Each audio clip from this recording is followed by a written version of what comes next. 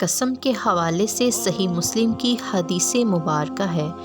کہ نبی کریم صلی اللہ علیہ وآلہ وسلم کا ارشاد ہے کہ بلا شبہ اللہ تمہیں اپنے آباء و اجداد کی قسم اٹھانے سے منع فرماتا ہے، اور صحابہ کرام رضی اللہ عنہما نے حضور نبی کریم صلی اللہ علیہ وآلہ وسلم کے اس ارشاد کے بعد کبھی بھی اللہ تعالیٰ کے علاوہ کسی کی بھی قسم نہیں اٹھاتے تھے، کیونکہ ایک دوسری جگہ پر آپ خاتم النبیین صلی اللہ علیہ وآلہ وسلم نے ارشاد فرمایا، جس نے اللہ تعالیٰ کے علاوہ کسی چیز کی قسم اٹھائی گویا اس نے شرک کیا۔ قسم کے حوالے سے تیسری بات نبی کریم صلی اللہ علیہ وآلہ وسلم نے ارشاد فرمائی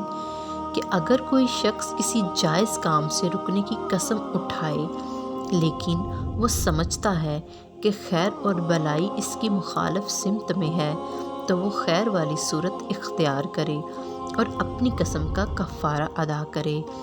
قسم کا کفارہ یہ ہے کہ چاہے تو 10 مساکین کو کھانا کھلا دے، چاہے تو 10 مساکین کو لباس پہنا دے،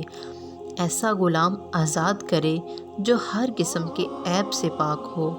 اگر اسے ان 3 اشیاء میں سے کسی کی بھی طاقت نہ ہو تو 3 روزے رکھ لے۔ چوتھی بات قسم کے حوالے سے یہ ہے کہ جس قسم کا کفارہ ادا کرنا ہے وہ مستقبل میں کسی کام کے حوالے سے قسم اٹھانا ہے،